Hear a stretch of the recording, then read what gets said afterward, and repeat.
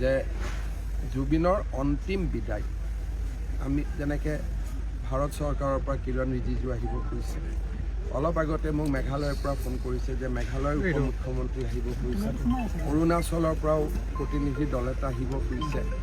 আমি যাতে বহু দিনলৈ মনত ৰাখিব পৰা ধৰণে আমি জুবিনক বিদায় দিম আৰু সেইকাৰণে মই ৰাইজৰ সহযোগিতা কামনা কৰিছোঁ।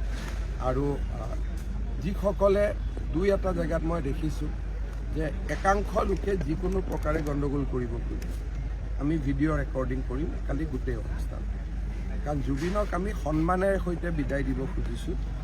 ইয়াত আমি বিশৃংখল সৃষ্টি কৰিব খোজা নাই। গতিকে কালি আমি গোটেই অনুষ্ঠানটো সৰু সজাইৰ পৰা অন্তিম বিদায়লৈকে গোটেইটো আমি ভিডিঅ' বনাম।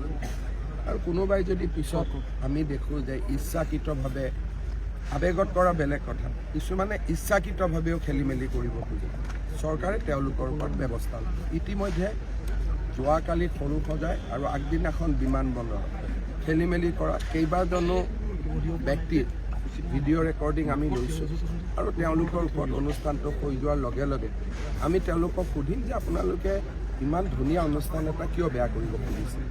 গতিকে চৰকাৰে সকলো ফালৰ পৰা আমি জুবিনক সন্মান দিম আৰু জুবিনৰ অনুষ্ঠানটো যাতে আমি কোনেও ক'তো খেলি মেলি নকৰোঁ তাৰ বাবে চৰকাৰে দৃষ্টিও ৰাখিম।